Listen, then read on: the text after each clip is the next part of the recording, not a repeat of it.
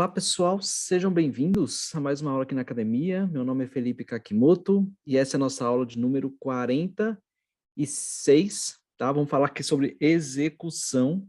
Gente, seguinte, vamos conversar aqui hoje sobre execução, tá? Eu decidi fazer uma aula hoje. Geralmente eu faço aulas, vocês que acompanham aqui, eu faço aula bem com os assuntos bem nichados, né? Eu acho que tem uma ou duas aulas aqui na academia que a gente se afasta um pouquinho disso para poder adquirir uma visão um pouquinho mais geral, né? A gente fez isso numa aula de recorribilidade das decisões trabalhistas, né? Vimos a questão da recorribilidade de uma forma bem ampla. E hoje, né, eu decidi falar, a gente já falou sobre algumas coisas de execução aqui, mas eu decidi falar um pouquinho da execução, o início da execução, de uma forma um pouquinho mais genérica, porque eu noto muitas das perguntas que eu recebo lá no Instagram, né, pela interação que a gente tem no Instagram todos os dias, né, são de vocês, alunos aqui da academia, né, e eu vejo que vocês perguntam, né, muitas coisas também relativas à execução, né, questão de liberação de depósito recursal, aqui no trânsito em julgado, se é execução, a execução provisória pode liberar valor, não pode, enfim. Então, aquilo ali serve um pouquinho de guia para mim, tá? E eu decidi, então, fazer uma aula um pouquinho mais geral, para a gente entender algumas situações, algumas questões importantes da execução trabalhista, tá? Principalmente no seu início, e como ela se desenvolve, assim, de uma forma mais geral, tá? É claro que a execução trabalhista, pelo fato de ela ser complexa, né, envolve muitas questões específicas mesmo, né, em alguns processos, tá? Mas a gente vai estudar meio que o geral aqui e algumas coisas para o que vocês precisam se atentar de uma forma geral, vocês precisam ter sempre em mente na hora de entrar numa execução trabalhista. Então vamos começar. Hoje a gente só vai ter um mapinha só, porque é um mapa que eu fiz para facilitar o entendimento de todos nós aqui, certo? Vamos lá. Aqui está o nosso mapa. Então, vamos lá, pessoal. O tema da nossa aula aqui é dando início à fase de execução. Bom, seguinte, quando a gente fala em execução trabalhista, tá? E é muito comum aqui para a gente pode falar, né, em execução provisória ou em execução definitiva já. A gente teve uma aula específica sobre execução provisória, falamos bastante coisa sobre execução provisória ali, e a gente sempre vai estar falando dela, né? Porque execução não tem jeito. Para a gente é muito comum, né, no processo trabalhista, a gente ter as execuções provisórias, né? Porque aparentemente é um procedimento simples, né? Então, a partir do momento que vocês interpõem um recurso ordinário, esse recurso ordinário já tem efeito devolutivo apenas, ele não tem efeito suspensivo, a não ser que vocês busquem esse efeito suspensivo do recurso, mas se ele não tem esse efeito, né, vocês já podem dar início a uma execução provisória através, né, de autos suplementares, em autos suplementares, tá? Então, ela pode ser uma execução provisória ou uma execução definitiva. O regramento de cada uma delas deixei aqui para vocês terem só essa visão. A gente não vai ficar lendo todos esses artigos, porque não faz sentido para a gente aqui, mas, enfim, é só para a gente ter essa visão aqui. O que eu quero que vocês entendam, né? Eu acho que eu já comentei aqui com vocês, mas essa pergunta sempre vem e eu decidi que eu quero retomar ela. Veja só, o seguinte, a execução definitiva é a nossa regra aqui, né? Vocês recorrem, vão até o TRT, TST, transitam em julgado para começar uma execução e aí definitivamente, porque já transitou em julgado. Quando vocês dão início a uma execução provisória, tem recurso tramitando ainda nas outras instâncias, é possível que nessa execução provisória existam verbas, né, existam questões em relação às quais já houve o trânsito em julgado. Ou seja, então é possível que numa execução provisória, essa execução provisória, ela seja composta por uma parcela de execução definitiva. Por quê? Né, há valores ali que não estão mais sendo, verbas ali que não estão mais sendo discutidas nos recursos que estão tramitando ainda nas instâncias superiores. Então, se não existe mais recurso, é porque em relação àquela parcela, já houve o trânsito em julgado. Lá na aula 1, eu sempre falo dessa aula 1, né? Lá na aula 1, né, eu falei que cada pedido corresponde a uma ação. Né, a gente tem, numa ação trabalhista, a gente tem várias ações distintas. Elas podem ter tratamento diferenciado, decisões diferentes em relação a cada uma delas, nem sempre uma repercute na outra, né? Não é questão prejudicial, enfim, são questões independentes, então são ações. Do mesmo jeito em que numa petição inicial nós temos ações distintas, a sentença também ela é dividida em capítulos, né? Então, cada capítulo corresponde a essa ação que está sendo julgada nessa reclamação trabalhista. Então, então nós temos capítulos, né, na sentença, né? E é possível recorrer, no momento de interpor um recurso, é possível se recorrer de todos esses capítulos da sentença, né? De nenhum deles, obviamente, e apenas parcela deles. Então, se o recurso ele abrange apenas parcela desses capítulos, apenas, né, de repente nós temos 5 capítulos ali, mas a parte recorreu de apenas 2. Dos outros 3, já houve o trânsito em julgado. Então, ainda que a parte interponha um recurso ordinário desses 2, houve o efeito apenas devolutivo, né? Você pode interpor aqui, dar início, né, à instauração da execução provisória. Em relação àqueles pedidos, aqueles outros 3, né, que não estão sendo discutidos ali, apesar de constar de um procedimento de execução provisória, tá? Ali a execução deles já é definitiva. Então é por isso que eu coloquei aqui. É possível que um procedimento de execução provisória existam parcelas a serem cobradas definitivamente, porque em relação a elas já houve o trânsito em julgado. Tá? E isso é muito claro quando a gente lê ali a súmula 100 do TST. Ele fala, ó, havendo recurso parcial, né, do processo principal, o trânsito em julgado dá-se em momentos diferentes, né, em tribunais diferentes, contando-se o prazo decadencial para a ação rescisória do trânsito em julgado de cada decisão, a não ser que o recurso ele trate uma questão preliminar ou ele trate de uma questão prejudicial que possa tornar insubsistente toda a decisão. Então, de repente, ele está depois um recurso ali, e ele está pedindo a nulidade de todo o procedimento, por alguma questão de cerceamento de defesa, alguma coisa. Então, aí sim, ele está abrangendo a sentença inteira, ele está pegando todos os capítulos dessa sentença. Né? Haverá nulidade de tudo. Então, nesse caso, não se admite o trânsito julgado. Né? Então, a gente não pode falar em execução definitiva, né, desses capítulos. Tá? Então, entendam isso, tá? Uma execução provisória não quer dizer que ela seja inteiramente executória, e muitas vezes acontece de não ser, muitas vezes, porque às vezes nós temos ações trabalhistas muito extensas, né, com pedidos e tudo mais, né? E no momento de recorrer, nem sempre se recorre de tudo, né? Então, parcela ali já transitou em julgado, aquela parcela você já pode executar definitivamente, e isso vai repercutir no jeito de a gente tratar, né, essa execução, né, que é provisória também. Poderá haver liberação de valores, né, e etc. Bom, a gente vai ver isso. Bom, seguinte. Então, veja, como é que as coisas começam aqui, tá?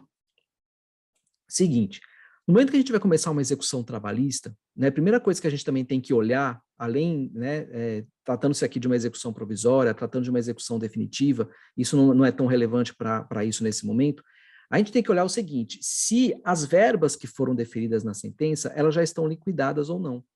Porque também a gente falou numa aula lá, eu coloquei aqui para vocês terem a referência, a aula 14, né, que fala sobre a fase de liquidação da sentença, a gente viu que a sentença ela pode ser líquida e líquida, né, e ela pode ser parte líquida, parte ilíquida. Tá?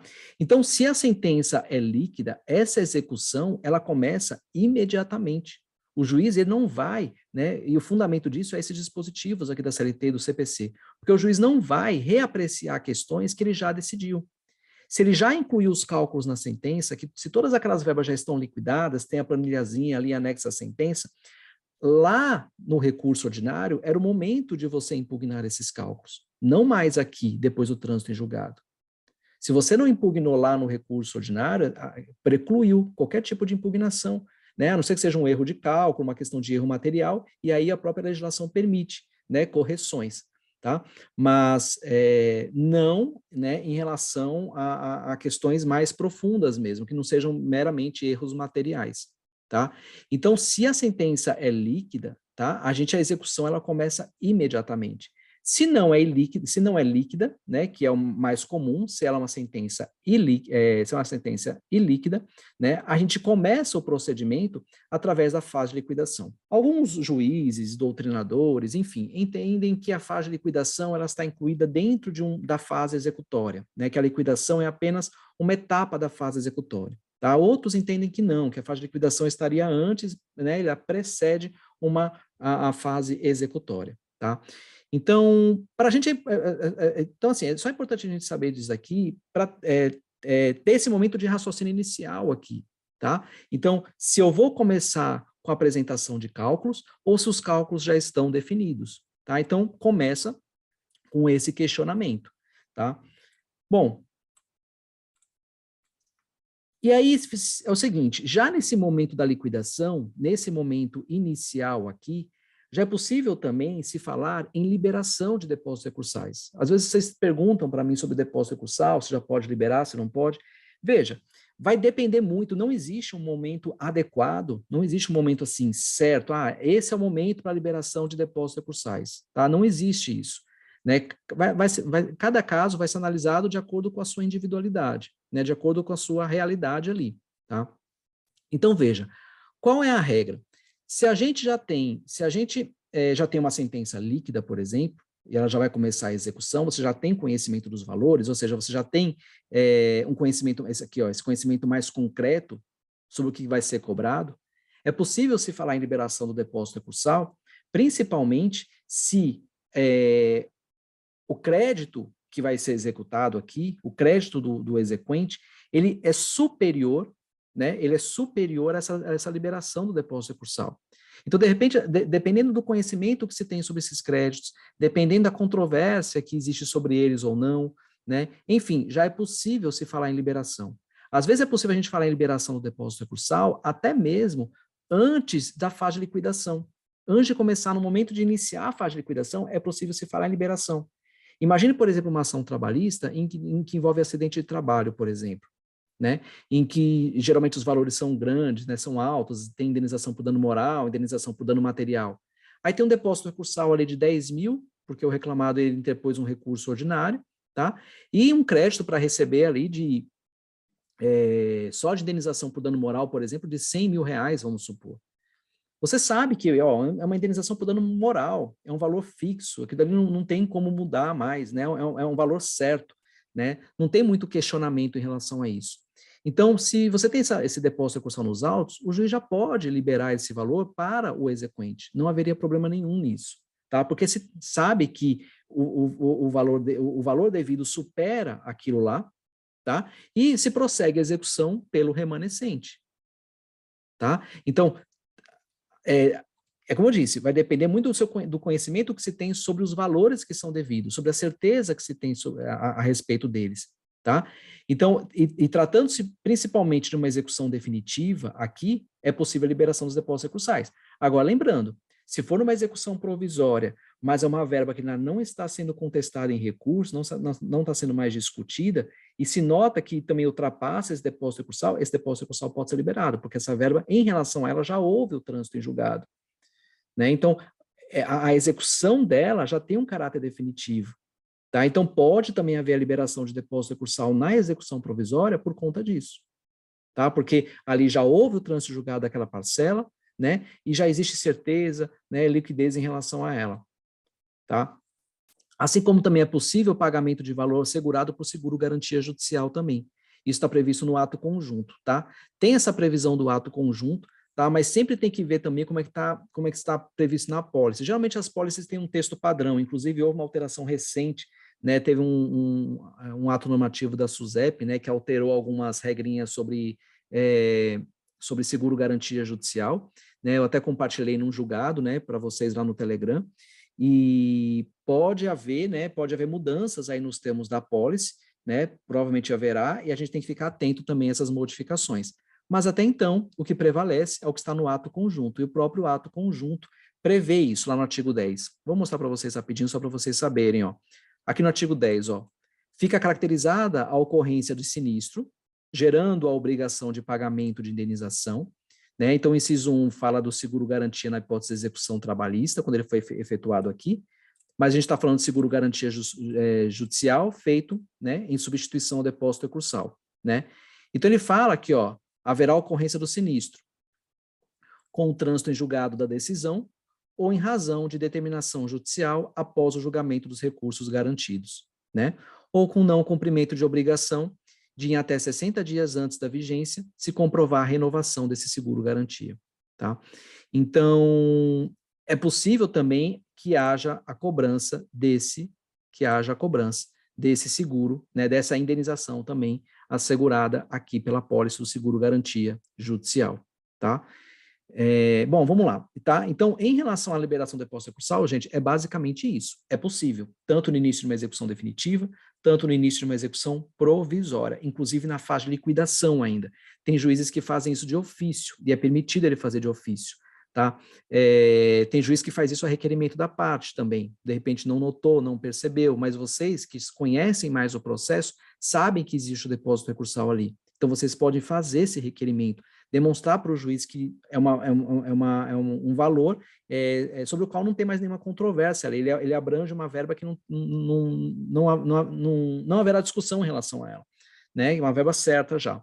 Tá? Então, é sempre isso, é vocês apontarem a existência do depósito, apontar a certeza em relação àquela verba que já vai ser liberada. Tá? E aí vocês têm que fundamentar direitinho para o juiz ter muita clareza em relação a isso. Tá bom? Bom, vamos lá. Tratando de execução líquida, então a gente está tratando de uma sentença líquida, né, homologados os cálculos de liquidação, então a gente vai dar início à execução aqui propriamente dita. Bom, vocês sabem que, né, e essa alteração não é mais tão recente assim, porque veio com a reforma trabalhista, né? Antigamente os juízes, eles iniciavam a execução de ofício mesmo, e sinceramente eu vejo, né, na prática isso acontecendo ainda, né? Acaba passando despercebido, acontece, mas enfim, o início da execução hoje, ele tem que ser promovido pelas partes, né? Notadamente pelo exequente, geralmente pelo exequente, né? A não ser que a parte ela não esteja assistida por advogado, né? Mas vocês estão no processo, vocês são advogados, o seu cliente está sendo assistido por advogado, então, se você advoga para o exequente, você que tem que promover. Houve a sentença de liquidação ali, houve a homologação dos cálculos, o juiz já definiu todos os valores, as obrigações, né? Geralmente ali já vem a determinação para intimar, né, o reclamado, o executado para pagar, para garantir, né, enfim, né, mas tem juízes que não, deixam em aberto, intimam o exequente e o exequente promove o início dessa execução, tá? Veja, a grande questão aqui, que é importante a gente saber, é o seguinte, que essa execução de ofício, ela não se confunde com o que a gente chama de impulso oficial. Então, quer dizer o seguinte, não quer dizer que o juiz ele vai ficar lá o tempo todo parado esperando você ficar promovendo a execução, né, dando impulso a ela. Tá? Uma vez promovido o início dessa execução, né, o juiz ele pode, de ofício, dar os seus impulsos. Ele pode prosseguir com as medidas executivas, né, de acordo com cada caso, tá? De acordo com a realidade de cada processo aqui. Tá? Mas você tem que mostrar, o exequente, né, o seu cliente exequente tem que mostrar o interesse, né, de promover essa execução. O interesse é dele. Isso quando é uma execução, né, para pagamento de valores. Quando a gente está tratando aqui de obrigação de fazer, de não fazer, de entregar a coisa, aí não. A execução ela é de ofício mesmo, tá? Tem previsão aqui no CPC direitinho. E uma observação, é possível o executado, se ele foi citado, né, se a execução ela foi promovida de ofício pelo juiz, é possível o executado, de repente, pedir a nulidade, né, desse ato do juiz que deu início à execução? Tá? Em regra, é possível sim. Tá? Agora é o seguinte, geralmente isso vai ser mais efetivo, esse tipo de argumento do executado, ele vai ser mais efetivo nos casos em que o exequente realmente aquele exequente desinteressado, que não está nem olhando para o processo, enfim, o juiz promoveu a execução, citou, o executado vai lá, alega a nulidade do ato, o juiz anula e o exequente realmente nem viu aquilo, né, não tá acompanhando, enfim, né, é realmente desinteressado, porque naqueles casos, e é a grande maioria dos exequentes que estão correndo atrás, né, acaba sendo inócuo esse tipo de discussão, porque o juiz ele pode até anular isso, né, mas o exequente vai dizer, tá bom, então eu quero que promova, né, então acaba sendo um pouquinho uma discussão meio desnecessária, tá? Mas em algumas situações excepcionais, né, em que realmente nem o próprio exequente, aquele exequente que não promove a execução nem nada, tá? Então o executado ele poderia assim surgir, sim, né, contra o início de uma execução que foi promovida de ofício pelo juiz, porque se nem o exequente está interessado em promover a execução, né, não poderia o juiz dar início a ela, tá? Parece esquisito isso, né, porque o judiciário ele tem a intenção, né, de fazer valer as suas decisões, mas é o que está previsto agora na legislação, de forma muito clara ali, não tenho que discutir, né, realmente. Inclusive, existe até uma discussão, né? Porque as parcelas do INSS, por exemplo, a gente vai ter ali a sentença de liquidação, né? O juiz homologou, tá, os cálculos, vai ter as parcelas do INSS. Essas parcelas do INSS, que são parcelas acessórias, elas podem ser executadas de ofício, né? Mas o principal não pode, né? Então, fica até essa discussão aí, porque é contraditório, tudo. Mas veja, tem até uma doutrina que fala, né, que a execução, a promoção da execução de ofício não é um princípio básico da execução, né? Então, e é uma opção do legislador ser dessa forma, então, que seja dessa forma. Então, né, tem que seguir o que está previsto na lei, tá? Então, argumento há para pedir esse tipo de nulidade, né? Mas, dependendo do caso, é uma discussão realmente inócua, porque o próprio exequente ele pode ratificar o seu interesse, né, no início daquela execução, né?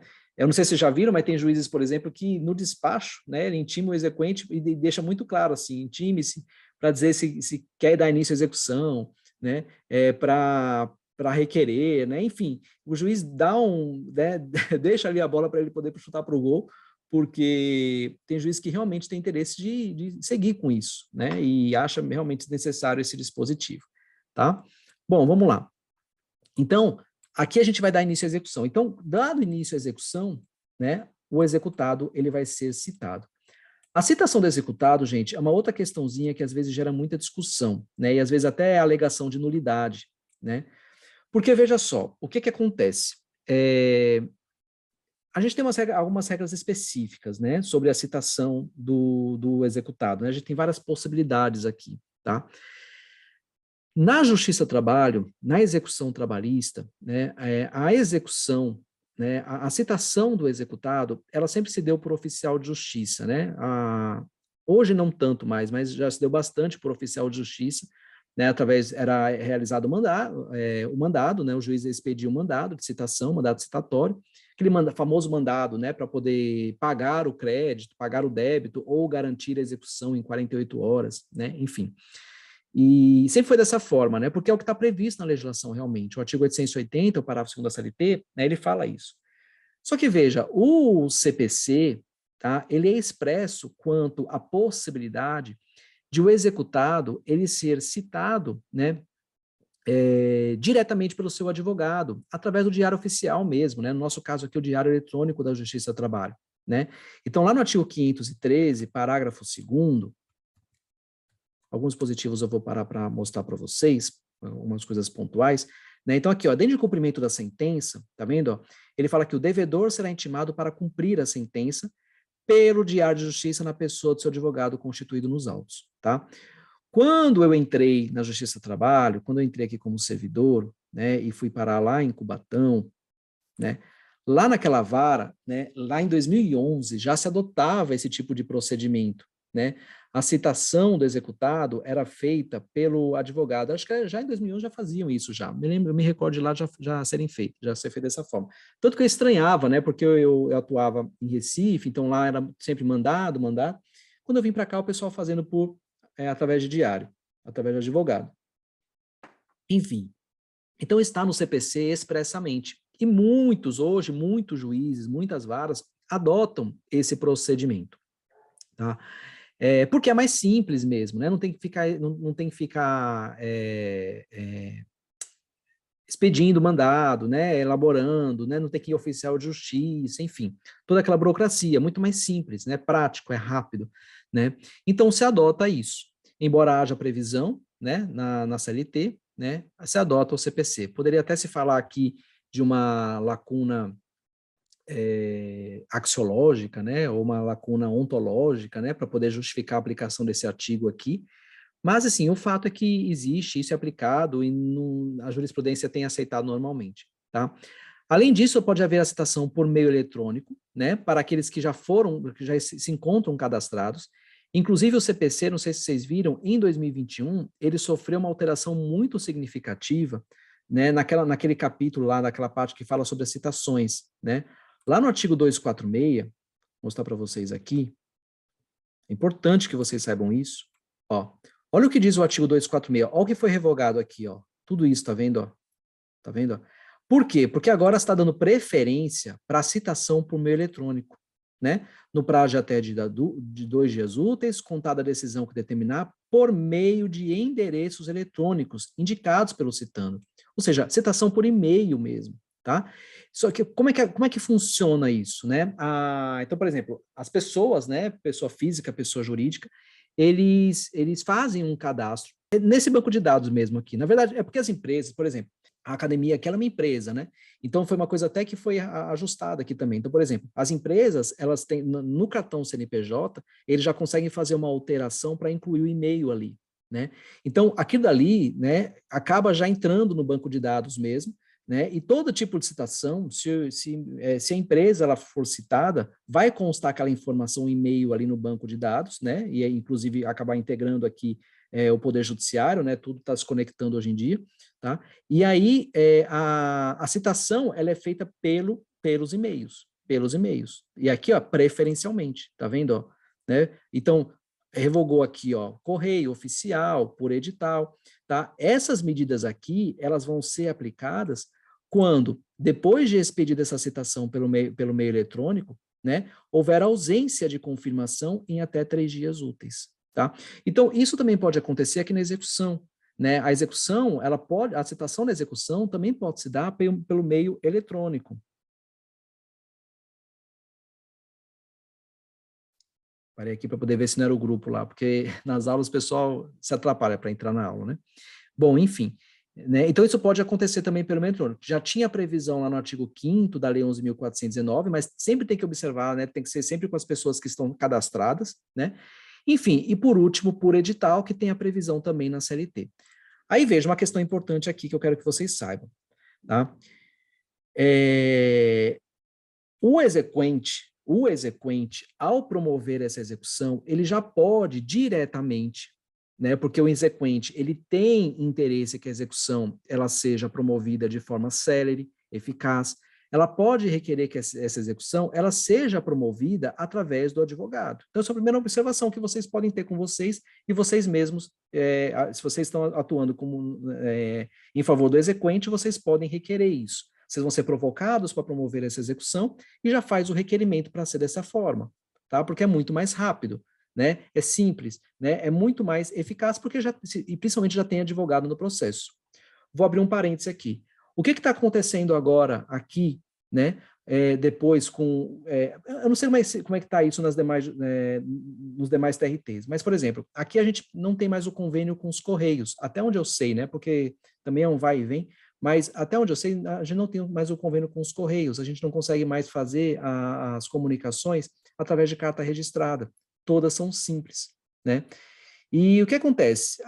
Acaba, enfim, se faz, como eu estou na segunda instância aqui, a gente tem uma secretaria, né, secretaria de turma, secretaria de sessão de decídio individual, né, e eles sempre que fazem esse trabalho de expedir as comunicações. E sempre volta para a gente certidões, né, com a informação de que, diante da falta de convênio com os Correios, não se emite mais carta registrada, né, e dessa forma, enfim, é expedida a comunicação e a gente não sabe realmente se a pessoa recebeu ou não, né? Fica por conta lá da súmula 16, eu acho, né? Muitos juízes aplicam ela, a presunção de recebimento também, mas, enfim, em alguns casos aqui, né, a gente começou a adotar o seguinte, olha, volta, né, a gente expede a comunicação, por exemplo, num processo de mandado de segurança, numa ação rescisória, a gente faz a citação, né, não tem, a parte contrária não se manifesta, não fala nada, a gente não tem notícia, né, e o que a gente tem feito? Às vezes a gente dá uma olhada nas cópias vem as cópias, né, das peças do processo principal, né, e a gente olha ali se tem, principalmente mandado de segurança, né, porque a ação ainda está correndo. A gente dá uma olhada ali para poder ver se de repente tem a procuração da outra parte, alguma coisa. E a gente às vezes faz a citação na própria pessoa do advogado, né, para ele tomar conhecimento do que já foi praticado ali naquele processo, né. E aí, com isso, né, é que vem a manifestação da parte no processo. Então, é uma segurança para a gente fazer dessa forma. A gente, né, então, em alguns momentos a gente adota esse procedimento para poder evitar qualquer tipo de nulidade, né? Então, e tem dado certo, a gente intima o advogado, a gente intima a parte na pessoa do advogado, a citação na parte do advogado, eles vêm, contestam, não falam nada, juntam a procuração novinha, tudo mais, né, específica. Então, não tem gerado problema, né? Não tem gerado nenhuma nulidade. Tá? Mas, enfim, então é por isso que até mesmo vale a pena, né, se vocês são provocados a promover e pedir, né, faz a citação na pessoa do advogado, né, junta, você pode juntar, pega um julgado que também admite isso, enfim, é muito mais efetivo, tá? E essa citação do executado, ela não precisa ser pessoal. Muitos executados vêm alegando o seguinte, mas é porque não foi citado, que a citação da execução foi na pessoa tal da empresa, né? Veja, não existe dispositivo legal que obrigue que a citação, no momento da execução, seja feito na pessoa do sócio, do representante da empresa. Não é assim na fase de conhecimento, também não é assim na fase de execução, tá? É o que fala, o princípio da aparência, né? Que se aplica aqui em relação a, principalmente nas citações de pessoa jurídica, né, em edifícios, né, residenciais, que o porteiro pode receber também. Enfim, a citação do executado não precisa ser pessoal. E até por isso, tá? Veja, ele não possui direito líquido e certo para que seja observada apenas a modalidade de citação prevista na CLT. Ele não tem direito líquido e certo que a citação seja pessoal, ele não tem direito líquido e certo a uma modalidade de citação. Tá? O que ele pode alegar, isso sim, ele pode indicar que existe alguma irregularidade na citação. De repente a citação se deu no lugar errado, onde ele não morava mais, se deu num local onde a empresa não está mais estabelecida, enfim, houve irregularidade de alguma forma. E isso sim ele pode alegar. E aí ele pode alegar como? Ele pode arguir uma exceção, depende muito do momento processual, em que se dá a citação, em que ele toma conhecimento daquilo, né? Então, veja, se a execução está começando e ele está sendo citado, porque, olha, a gente está aqui na citação do executado ainda, tá? Se está começando, né, se existe uma irregularidade quanto à citação, alguma coisa nesse sentido, ele pode interpor, né, apresentar a exceção de pré-executividade, com base no artigo 518 do CPC. Tá? Não existe dispositivo específico que trate da exceção de pré-executividade. Tá? Existem dispositivos no CPC, né, que fundamentam esse instituto que foi criado pela doutrina. A gente já teve uma aula aqui, a aula 27, deixei aqui também, para vocês verem. Existe uma aula específica falando tudo ali sobre a exceção de pré-executividade, inclusive sobre o nascimento, né, da exceção de pré-executividade, que partiu realmente de uma atuação da doutrina, né, de doutrinador. Então, veja, então, por exemplo, só para vocês verem, ó, o artigo 518 do CPC, olha como ele fundamenta direitinho. Ó. Ele fala, ó, todas as questões relativas à validade do procedimento de cumprimento da sentença, tá vendo? Ó, validade do procedimento e dos atos executivos subsequentes poderão ser arguidas pelo executado nos próprios autos e nestes serão decididas pelo juiz. Então, ela é fundamento para a exceção de pré-executividade. Tá? Então, pode ser por exceção de pré-executividade, pode ser por embargos de execução. Quando é que você vai arguir a nulidade de citação do executado por embargos de execução? Quando, de repente, já houve a garantia da execução. Né? Existem hipóteses em que vem havendo a citação irregular, não se acha, né? Se entende que o executado não está comparecendo, enfim, vai lá e bloqueia a conta dele, há um bloqueio de conta. E aí garante toda a execução com esse bloqueio de conta. Aí ele vai tomar conhecimento da execução, porque, né, do processamento, enfim, porque ele viu ali que a sua conta foi bloqueada. Nesse momento, como a execução já está garantida, vai com embargos de execução. Não inventa com exceção de pré-executividade ou qualquer outra medida, vai com embargos de execução, porque a execução já está garantida. Né? É uma proteção você usar, porque é bem próprio, é bem próprio da execução trabalhista, os embargos de execução. Tá? Tem previsão no artigo 884. 5 dias úteis após a realização da garantia, no caso do bloqueio aí. Tá? Bom, enfim, se de repente houve um bloqueio de conta, mas esse bloqueio de conta não é integral, então, né? O bloqueio é parcial, não garantiu a execução inteira, você não pode ainda entrar com embargos de execução. Vai com uma petição simples, pode ser uma petição simples mesmo, porque o artigo 518, ele fala aqui, né, ó, nos próprios autos, não prevê nenhuma formalidade específica, né? Pode ser arguidas pelo executado nos próprios autos, e nestes serão decididas, né, pelo juízo. Não há problema nenhum. né? Até mesmo aqui nesse início, eu falei da exceção de pré-executividade, mas você não precisava nem nomear a peça de exceção de pré-executividade. Poderia ser uma petição simples, arguindo a nulidade da citação. Tá?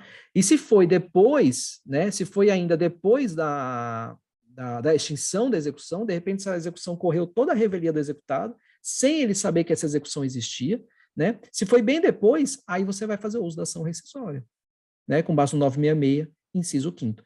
Então, veja, é por isso que a execução trabalhista ela é tão complexa, né, ela é meio chatinha para algumas questões, porque você sempre tem que olhar, né, para a realidade daquela execução. Em que momento eu estou chegando aqui, o que já aconteceu, tá? Toda vez que a gente entra numa execução, gente, a gente tem que olhar o processo, não tem jeito. Né? Se vocês vêm acompanhando o processo, ele vem bonitinho, tudo certinho, ótimo, você já entrou na execução, começa, tá ali, todo o procedimento ordinário certinho. Mas quando se entra de supetão numa execução, quando chega a execução para a gente lá no tribunal, né, eu particularmente, né, eu conheço pessoas que também fazem isso, colegas de trabalho, olha o processo, dá uma olhada no processo inteiro para ver o que foi que aconteceu. A gente tem que ter uma noção, tem que ter uma perspectiva do processo como um todo, o que está acontecendo ali. Às vezes a gente encontra coisa na execução, né, que nem foi identificada na sentença, né, nem a parte também suscitou no seu recurso, e a gente nota uma questão de direito ali que é importante a gente levantar. É importante a gente enfrentar para poder arrumar ali, às vezes, a bagunça que está. Né? Às vezes acontece. Então, para cada momento, você pergunta, cabe exceção, cabe embargos? Veja, para cada momento aqui é uma medida específica. Mas tenha em mente o seguinte, se a execução já está toda garantida e você vai impugnar alguma coisa, enfim, vai de embargo de execução, que é muito mais certeza, tá? Muito mais garantido. Tá? Então, tudo isso aqui para a gente poder falar da citação do executado, tá? Porque gera realmente polêmicas em relação a isso, tá bom? Bom, continuando. Entramos na execução. Esse aqui é o bloco mais importante, gente, que a gente vai falar dessa aula, porque é o grosso, né, da execução trabalhista aqui. E que é importante a gente ter toda essa visão aqui de cima, né, geral sobre isso. Veja só, sendo citado o executado, então houve a citação do executado aqui certinho, não tem problema nenhum, tá? Existem 3 possibilidades, existem 3 situações aqui que pode acontecer, tá?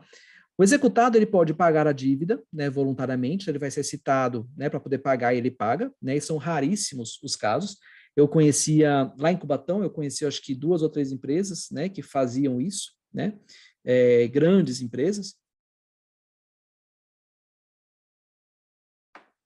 Deve ser uma maravilha advogar, né, para os advogados que advogam, né, contra elas, porque geralmente elas eram ações grandes, né, e além disso ela pagava sem muitos questionamentos também. Quando ela questionava alguma coisa, quando vinha com alguma medida, porque realmente existia. Aí a gente tinha que, se a gente já olhava com cuidado, tinha que olhar com o dobro do cuidado, porque era realmente, né, geralmente existia. Bom, então ela pode pagar a dívida voluntariamente, e aí, nesse caso, haverá a extinção da execução, sem maiores complicações aqui, tá? A segunda possibilidade, né, ela não pagar a execução, mas ela garantir essa execução porque ela tem a pretensão de opor embargos à execução. Então, entenda, já houve um momento de liquidação, né? Ou a sentença ela é líquida, como a gente já comentou aqui, então a gente já começou aqui com a execução diretamente, ou se fez a liquidação aqui depois do trânsito em julgado, né? Ou até mesmo a gente está numa execução provisória que também começa com uma liquidação aqui, né? Geralmente começa com uma liquidação, quando a sentença não é líquida, né? E aí ele segue o procedimento normal de execução, tá?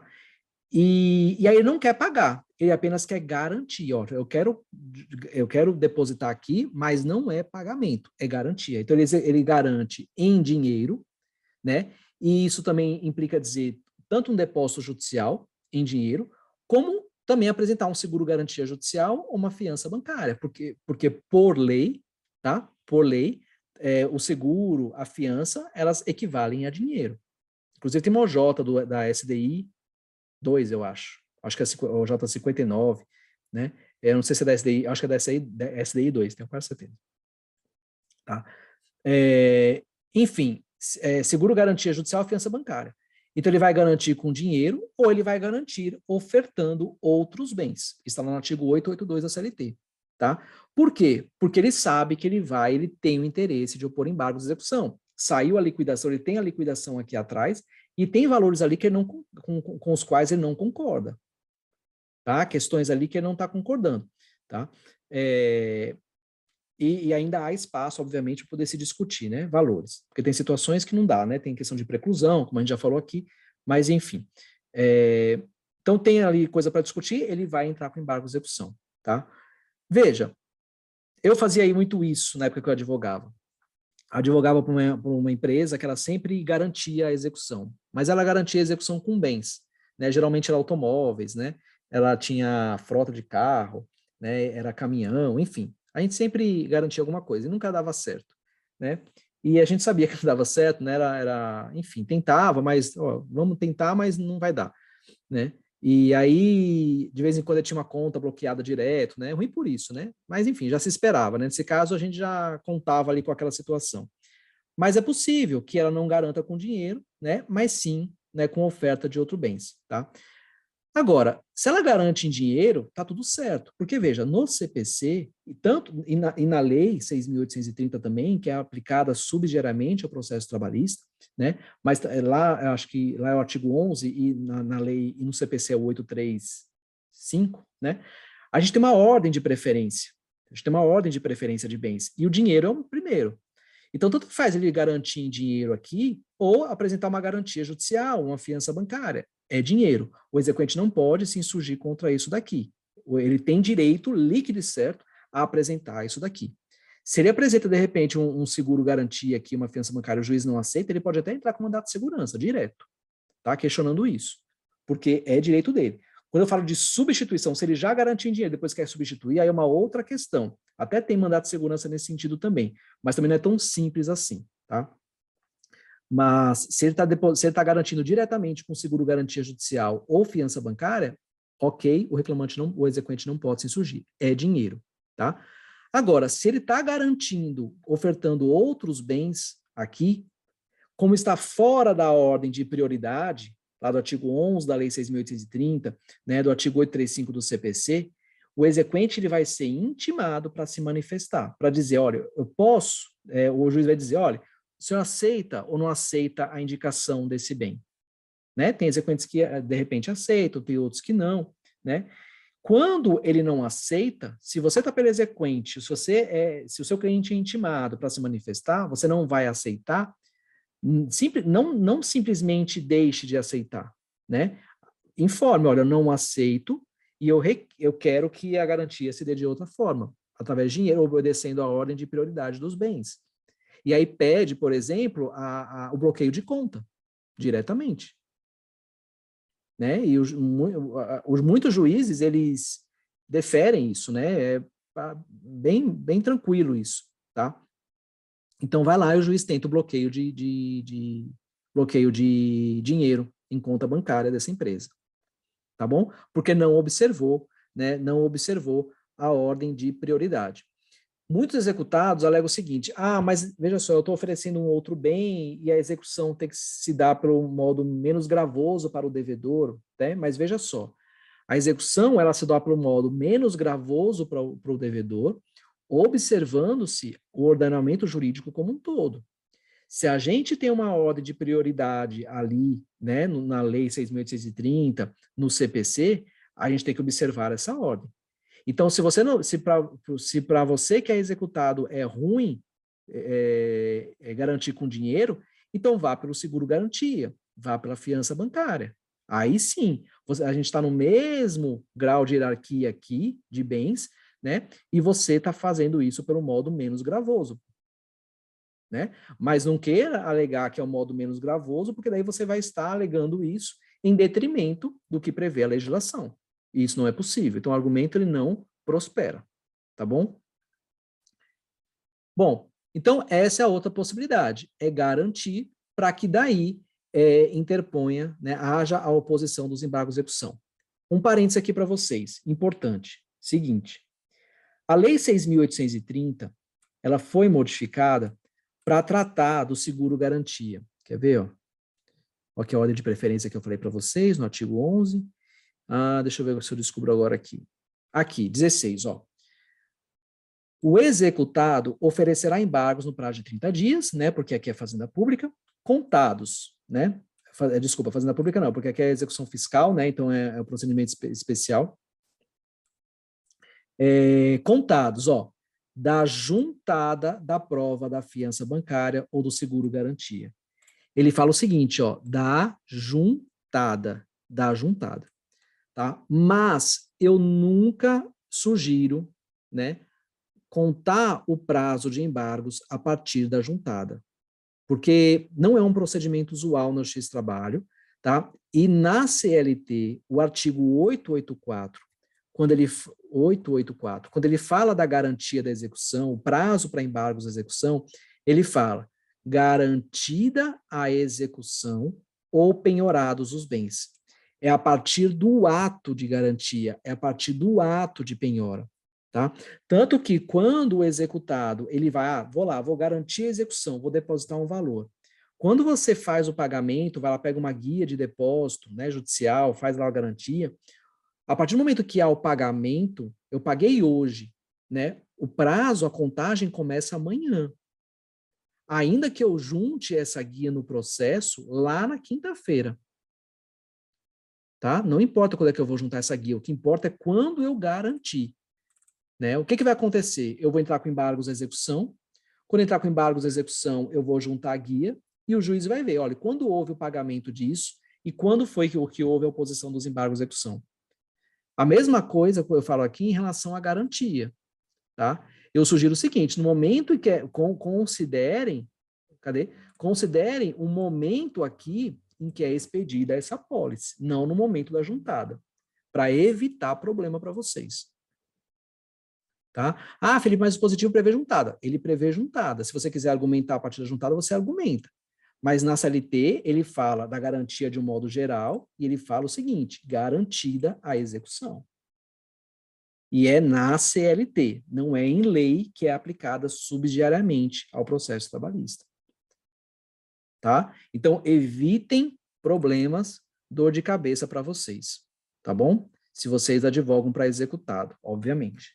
Né? Se eles advogam para exequente, vocês vão ficar de olho nisso também. Se a garantia da execução se deu através de uma apólice de seguro garantia judicial, seguro fiança bancário, vocês vão olhar o prazo com base nisso também. E pode argumentar a intempestividade desses embargos de execução, considerando a data da garantia, quando foi efetivada essa garantia.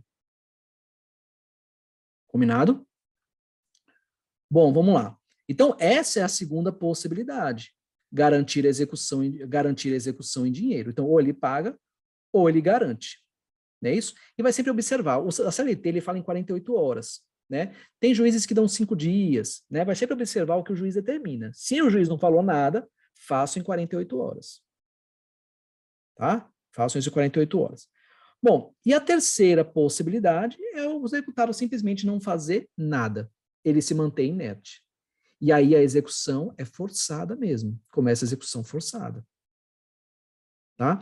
E aí nós temos duas questões aqui que eu quero que vocês tenham em mente. Veja, nessa aula a gente não vai falar, não vai se aprofundar, tá, em convênios. Eu quero fazer uma aula ainda com vocês sobre convênios, a gente conversar um pouquinho sobre os convênios, tá? E eu nem sei se sou eu que quero dar essa aula para vocês, ou se eu quero trazer alguém que trabalhe diretamente com execução e consiga trazer uma realidade um pouco melhor para vocês. Né? Eu já trabalhei diretamente com convênios, né, em VAR, em execução, mas já mudou, né, algumas coisas em relação ao que até o que eu fazia mesmo, né? Eu trabalhava com fazia ordem de Bacen, né, com a Arispe aqui, que eu vou explicar para vocês aqui em São Paulo, né, Renajude, eu fazia tudo isso. Né? Só que, por exemplo, Bacen não existe mais, né? Cisbajude, né? O contato que eu tenho com o Cisbajude hoje é no 2º grau e, na verdade, nem sou eu que faço, né? Eu sei de alguns procedimentos, porque a gente sempre faz despachos lá, minutas de despacho com determinação, né? Com algumas coisas específicas, mas não é o caso aqui, tá? Então, eu quero ver se sou eu que vou falar mesmo ou se eu trago alguém, né, para dar uma aula para vocês legal sobre convênios. Mas eu quero que vocês tenham em mente o seguinte, porque tem algumas coisas gerais, que é importante a gente sempre ter em mente. Seguinte, se o executado ele mantém-se inerte, ele não paga, não garante, não faz nada, a primeira coisa é iniciar a prática de atos que visam a expropriação do patrimônio devedor. Então, tem alguns atos iniciais, até mesmo antes de a gente adotar medidas coercitivas. Eu já ia apontar para a tela aqui, como se vocês estivessem vendo. Aqui tem que ser na base do mouse mesmo. Antes de a gente falar em medidas coercitivas, porque tem algumas coisas, para se adotar algumas medidas, a gente tem que fazer isso daqui primeiro, tá? Então, veja só. Atos que visam a expropriação do patrimônio devedor. Básico, o primeiro deles é o cisbajude. Principalmente, porque o cisbajude ele vai buscar o bloqueio de valores em conta corrente, e não só em conta corrente. Hoje, ele atinge também outros ativos financeiros, né? Pega até conta em banco digital, né? Pega ações, títulos de renda fixa, né? Tudo isso, né? Então, ele tem uma abrangência muito maior, além de outras questões que ele também abrange, tá? Mas o cisbajude é o primeiro por isso, porque a gente está atrás do dinheiro, é o que importa aqui. A execução, ela visa isso, o pagamento em dinheiro e acabou, né? A não ser que seja uma obrigação de fazer, não fazer, aí é uma outra situação, né? Mas, enfim, primeiro ato aqui, tá? Além do cisbajude, né, não dando certo essa questão do bloqueio de contas, ativos, né, nós temos o renajude, que é básico também, né, de execução, que busca a restrição judicial de veículos, né, através da consulta à base de dados do Renavan. É um convênio que é firmado, né, entre a Justiça, o Poder Judiciário e um órgão lá, esqueci agora. Ai, Jesus, esqueci o nome do órgãozinho, né? Tá? Mas a consulta é feita através dos dados do Renavan. Aí isso aqui pode abranger tanto a penhora do veículo, né? Isso aqui, na verdade, penhora, veja, existe a penhora, a circulação, licenciamento e transferência. Toda vez que a gente faz uma diligência com isso daqui, com o Renavan, a Luciana falou aqui, o Renajude. O Renajude é o convênio, Luciana, é porque tem um nomezinho mas na verdade era um órgão dentro da estrutura aqui da administração, né, que fala do convênio. Não é relevante, não. Eu só ia falar porque falar, né? Mas não é relevante, não, tá? Mas a consulta é feita essa base de dados aqui do Renavan, tá? E veja, essa consulta e toda a operação que se faz através do Renajude, através desse convênio, ele busca isso daqui, tá? Através disso, a gente pode buscar a penhora desse bem, efetivamente, pode buscar restrição quanto à circulação de veículo, licenciamento e transferência. Muitas vezes, em pesquisas, fica lá o exequente insistindo, né? Mas porque não tem penhora, o bem não está penhorado. Mas veja, já tem restrição, tá? Não adianta ir em cima de bens, gente, que já tem restrição, tá? Porque não vai ter efetividade nenhuma para execução, tá bom? Então, tem que sempre observar isso, né? Observar a restrição, né, dele, tá? Em relação a isso, tá? Então, circulação, né? A circulação já, se eu não me engano, a circulação já abrange licenciamento e transferência, o licenciamento já abrange também a transferência, tem uma ordem aqui, né? De abrangência das coisas, tá? Mas, enfim, havendo restrição de transferência, né, eu não posso vender o meu veículo. Havendo restrição de licenciamento, eu não posso nem licenciar o meu veículo, né, que todo ano a gente faz o licenciamento, nem transferir para outra pessoa, né? Havendo a circulação, eu não posso transferir, não posso licenciar e não posso nem circular. Se eu circulo com o meu veículo com essa restrição aqui, eu só pego numa blitz, meu carro é até apreendido, tá? Então, assim, e aí com a apreensão efetivamente do bem, né? Porque a penhora só vai ocorrer mesmo quando a gente tiver, o Poder Judiciário realmente tiver esse carro em mãos, né? Esse automóvel em mãos.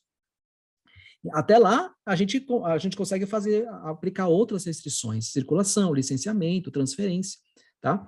E assim vai. Bom, aqui em São Paulo, além desses dois que são muito padrões, tem um outro aqui também, é uma pesquisa, não é uma pesquisa que a gente faz com a Arisp. A Arisp é a Associação,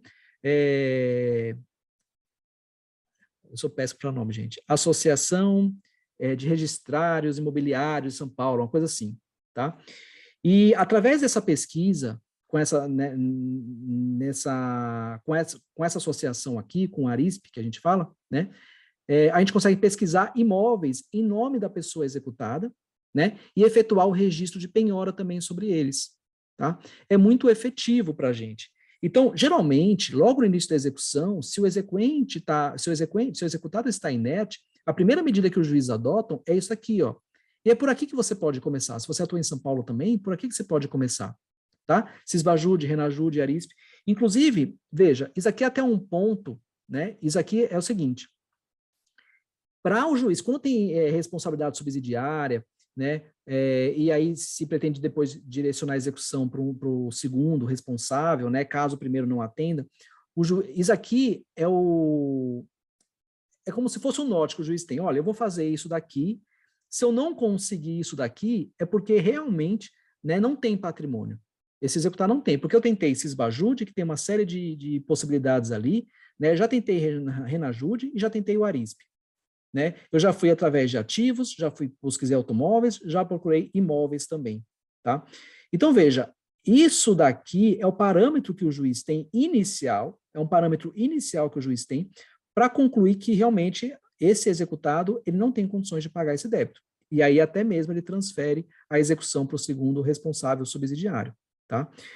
Daqui para frente, tudo que envolve depois CSEC, né, enfim, outros convênios que vão buscar se aprofundar em relações, né, que o executado tem, que os seus representantes têm no mercado, com bancos e tudo mais, né, tudo isso deve partir do exequente, o exequente requerer. Porque, veja, todas essas outras medidas, esses outros convênios, tá? Eles vão ser baseados em questões de fraude mesmo, em atos fraudulentos, né? Alguém colocado como laranja para agir em nome de sócio, né? Alguém que é sócio de fato e está agindo como representante da empresa, enfim, são questões fraudulentas. Os outros convênios, né? O SIMBA, por exemplo, que também é muito raro se utilizar, mas e se utiliza também quando mais para o fim mesmo, quando não tem achado nada mesmo, né? Mas também é baseado em questões fraudulentas. Então, o juiz de ofício ele não faz isso, ele vai nesses convênios normais, ó, esses convênios, né, mais padrões que buscam o patrimônio em nome do executado. Vamos ver se tem alguma coisa em nome do executado. Daí para frente, se tem fraude, se tem laranja, né? Enfim, todas essas questões, vocês realmente têm que diligenciar, pedindo os convênios, obviamente, e aí com as pesquisas vindo, com os relatórios vindo, vocês analisarem também, fazerem um pedido, tá? Tudo isso. Então, isso aqui é o parâmetro inicial para se começar. E além disso daqui, né, que visa realmente a expropriação, nós temos medidas coercitivas, tá? São medidas, gente, que não é que vai trazer o dinheiro para o processo, tá? Não vai resolver isso, mas vai contribuir, né? Vai incomodar o executado, né? Vai sujar o nome dele, vai impedir que ele estabeleça algumas relações, né? Por exemplo, quando se inclui o nome dele no BNDT, ele fica impedido de participar de licitações, né? Então, tudo isso daqui vai para um banco de dados mesmo geralzão, né? E o nome do executado, ele fica totalmente inviabilizado para praticar qualquer ato de comércio ali, transações, enfim, essas coisas, tá? Então, tá? Isso aqui são medidas coercitivas porque geralmente é isso, é para incomodar e coagir ele a vir ao processo e resolver essa execução, tá? Então, por exemplo, tem a hipoteca judiciária, tá? Que não é, a hipoteca judiciária, ela não necessariamente tem que ser usada só na execução, tá? É você inscrever a sentença condenatória na matrícula do imóvel do executado. Você pode fazer isso até mesmo depois que saiu a sentença. Ainda que haja uma execução provisória, tá? Você pode pegar a sentença e solicitar a inscrição dela na matrícula do imóvel do executado. Você não precisa de decisão do juiz autorizando, nada disso. Você pega a sentença e vai e faz. A única coisa que você precisa fazer, vai no cartório e faz, né, e depois comunica para o juiz que fez para que a outra parte seja intimada desse ato. E aí você assegura ali, né, fica ali na matrícula do imóvel, né, informado ali que existe aquela sentença condenatória em nome dele. Tá? E daí só sai quando ele resolver essa pendência, né, ou quando esse débito não existe mais. Tá? Além disso, ó, e tudo aqui ó, no 883A da CLT, o protesto extrajudicial da sentença, o convênio com o Serasa Ajude, PNDT, tá? Protesto extrajudicial, né? Bem, enfim, é um protesto mesmo, tá? Que vai inviabilizar também o nome do executado, tá? Isso aqui deve ser feito 45 dias a contar da citação do executado no processo, tá? Se não houver garantia, se não houver nada, ele foi citado, né? A execução tramitou, não houve resposta nenhuma, não houve pagamento nenhum, não houve garantia nenhuma, você pode, né, protestar, fazer um protesto, né, protestar essa sentença, um protesto extrajudicial. Além disso, através do convênio com o Serasa Ajude, né, pode haver também a inscrição desse executado, né, nos órgãos de negativação de nome. Né, isso pode acontecer também. Ele segue a mesma regra do protesto extrajudicial, 45 dias, mas independe do protesto. Independe do protesto. Quando você faz um protesto extrajudicial da sentença, né, automaticamente o nome dele já vai ser negativado. Tá? Quando você faz o protesto extrajudicial da sentença, o nome dele já é negativado direto. Mas o fato de não existir o protesto judicial não implica dizer que você não possa usar esse convênio. Você pode usar esse convênio, tá? Mesmo não tendo havido protesto extrajudicial ainda, tá? Bom, a inclusão dele no BNDT, isso as varas também fazem de ofício, mas é bom vocês sempre estarem atentos, porque vocês podem pedir, né? Também se observa o prazo de 45 dias, só que para o BNDT, para a inclusão do executado no BNDT, já vou falar com você, tá, Aline? Para que incluir o nome dele no BNDT, já tem que ter havido pesquisa no Cisbajude, já tem que ter havido alguns atos de execução, tentativa de executar esse executado, para depois incluir ele, tá? E, por fim, ainda solicitar a indisponibilidade dos bens desse executado, tá? Isso pode ser feito mediante comunicação eletrônica, também nesse convênio, né, do CENIB. Olha lá vai eu, tentando lembrar o nome, não lembro. Central Nacional de Disponibilidade de Bens, é isso mesmo, né? Central Nacional de Disponibilidade de Bens. BNDT, Banco Nacional de Débitos Trabalhistas, tá?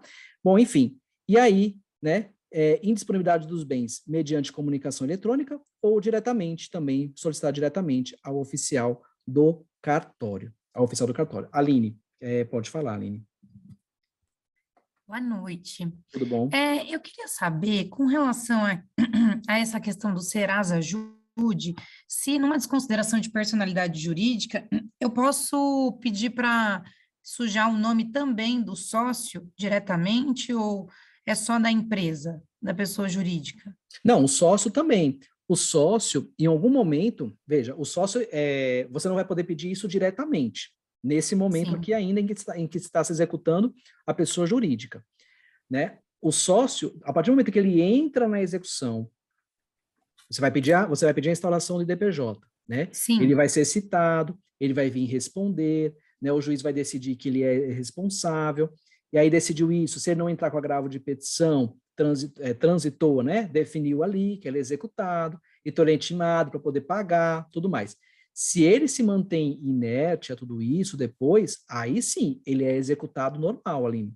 Qualquer pessoa que venha para o processo, tá? Cônjuge, né? Aí você trouxe o sócio, aí o sócio não pagou, você trouxe o cônjuge do sócio, né? O sócio morreu, né? Veio os herdeiros, né? E eles são executados. Qualquer pessoa que esteja na posição de executar daquele processo e que não cumpra a execução, ele pode sofrer todas essas medidas aqui. Agora, lembrando, sempre observar esse prazo de 45 dias a contar da citação, tá? Então, o sócio ele vai ser citado muito depois do executado principal. Né? O executado ele já estava sendo executado antes, o sócio veio depois. Então, só observa essa questão desse prazozinho de 45 dias, tá? Que esse artigo da CLT 883A, ele exige para o protesto extrajudicial da sentença, para o Serasa Ajude e também para um BNDT. Tá bom? Ótimo. Então, gente, veja, isso daqui é o geralzão. É o geralzão, tá? Cisbajude, né? Duas pessoas levantaram a mão, mas alguém mais quer falar, gente? Aline, não. Evelyn, pode falar. Felipe, essas medidas coercitivas, elas são realizadas por meio de ofício ou cabe ao exequente promover, por exemplo, o protesto extrajudicial e ir pessoalmente no cartório e fazer esse requerimento? Veja, a hipoteca judiciária, a própria parte vai pegar a sentença e vai levar para o cartório, tá? Protesto extrajudicial, também é a mesma coisa. Só que o protesto extrajudicial depende de ato do juiz. Você vai ter que pegar uma certidão na vara, né, onde consta ali todo o histórico do processo, direitinho, débito, a dívida existente, tudo mais, né? Então aqui, hipoteca judiciária você não depende, você pega a sentença e vai. Protesto extrajudicial da sentença, você depende de uma certidão e vai levar. Agora, Serasa Jude, isso daqui é um convênio, ó, do Poder Judiciário com o Serasa Experian. Então, ele vai fazer através de um convênio mesmo, eletronicamente, né? BNDT, eletronicamente, né? A indisponibilidade dos bens, que você vai pedir também para o juiz, ele pode fazer eletronicamente ou diretamente para o oficial do cartório. Tudo isso a vara pode fazer, tá, Evelyn? Essa questão de ofício também ao cartório e tudo mais. Mas hipoteca judiciária, protesto extrajudicial, a parte diretamente que faz, tá?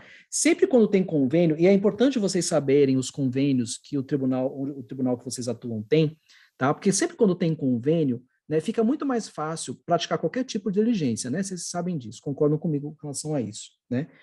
Em algumas situações excepcionais, por exemplo, na semana passada, eu vi um agravo de petição que estava questionando, tem cada coisa em execução, gente, estava questionando um ato, um indeferimento. O que aconteceu? Era uma execução bem frustrante também, né?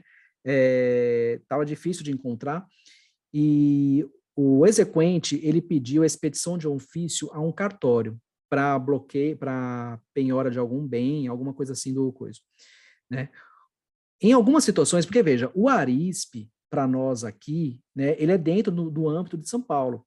Quando você pega imóveis de outras regiões, né, não abrange aqui para nós.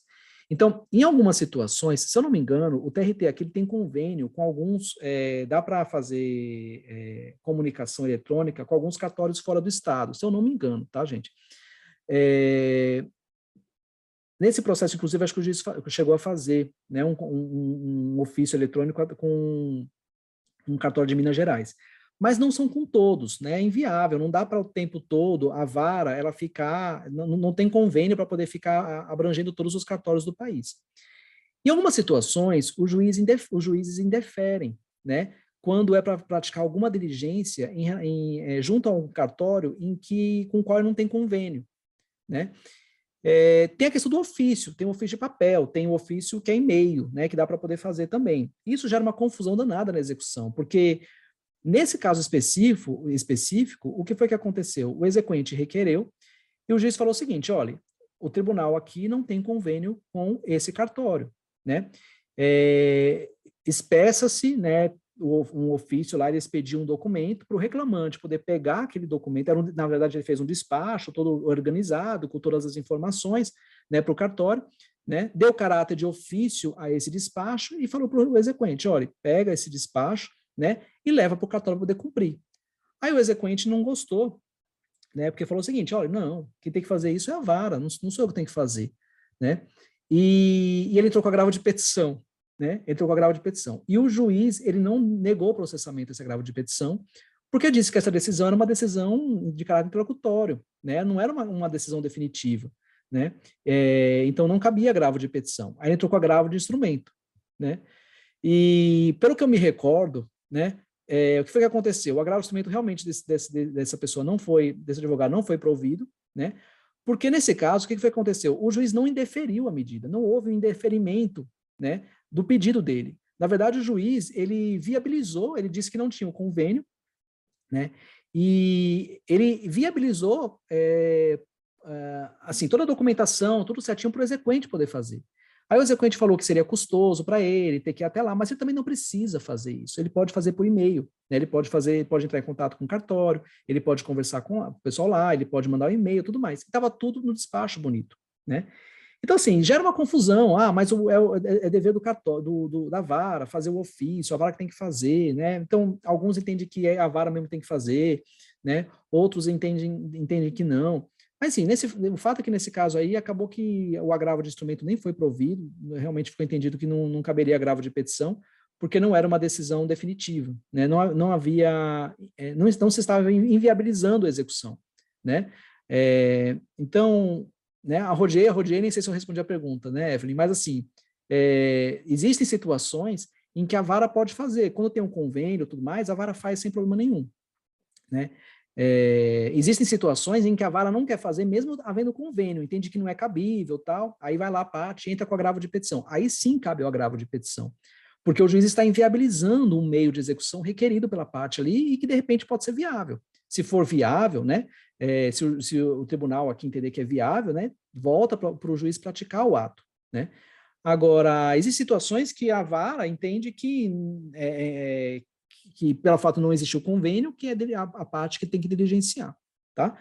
Agora, nesses casos, em alguns casos específicos mesmo, né, a parte mesmo, como hipoteca, protesto extrajudicial. Eu respondi, Evelyn? Eu acho que a questão gira também um pouco em torno do se o benefício da justiça gratuita abarca, né, esses atos do cartório, por exemplo, de Exato. realizar a Nesse caso hipoteca. específico desse processo, Evelyn, o juiz já tinha determinado expressamente que a diligência era gratuita, que o cartório não poderia cobrar, né? Então, assim, não havia prejuízo nenhum para o exequente nesse caso, né? O advogado ele poderia pegar aquele despacho com caráter de ofício, que foi dado pelo juiz, né? E podia cumprir a diligência do cartório, inclusive à distância, porque no despacho o juiz deixou, enfim, o despacho estava muito bem feito, e o juiz deixou o e-mail da vara, tudo como o cartório deveria fazer, para onde o cartório deveria encaminhar, né, todo o procedimento, o que o reclamante deveria fazer, tudo mais. Então, o advogado poderia fazer aquilo, né, e seguir. Eu concordo que a vara, eu acredito que a vara também poderia fazer aquilo, né? Veja, é um ofício, né? A vara pode fazer por e-mail também. O mesmo trabalho que o advogado faz, a vara pode fazer também. Agora, você concorda comigo? Eu, como advogado do exequente, eu ia preferir fazer eu mesmo, porque eu não sei quando é que a vara ia fazer isso. Se o juiz está me dando a oportunidade de eu fazer, e eu posso fazer à distância, né? Qual é o receio de o próprio advogado fazer? Né? O advogado falou, não, porque a parte fazendo não tem tanta força coercitiva, né? Assim, de se cumprir e tal, né? Assim, tudo bem, mais ou menos isso, porque o despacho, ele é uma determinação judicial, existe uma determinação ali, né? Ela tem força coercitiva, aquilo dali, né? Não é nem coercitivo o nome, né? Tô falando força coercitiva, mas é força, né, de se cumprir mesmo, né? Então, assim, estava ali tudo no despacho, né, o juiz deixou também o link para conferir a autenticidade daquele despacho também. Enfim, eu, na posição do exequente, eu preferiria fazer, porque eu pego aquilo hoje, faço hoje mesmo, já entro em contato com o cartório, verifico qual é o procedimento, o que eles estão exigindo, né? E faço o e-mail hoje mesmo, da forma como eles querem. E eu tenho uma resposta, talvez, antes do que se eu fosse deixar para a vara fazer. Né? Muitas vezes, gente, é melhor vocês mesmos fazerem uma diligência. Se for viável vocês fazerem, hoje tudo está à distância, praticamente tudo, todo mundo está fazendo à distância hoje as coisas, né? Tem servidor de órgão público aqui que mora em Paris, gente. Já vi notícia aí de a pessoa mora em Paris, foi deferida a morar em Paris, né? Para poder estar e trabalhar à distância. Então, assim, não tem mais limite territorial para se fazer as coisas, né? E se você tem a oportunidade de fazer, façam vocês mesmos, né? Vocês são a parte interessada, vocês, né, dão prioridade àquilo que tem que fazer, ainda mais tratando de uma execução que tem que correr, né? Tem que ir atrás, né? Combinado, Evelyn? Mais alguma coisa? Era isso mesmo? Combinado, era isso mesmo. Obrigada, Felipe. Nada.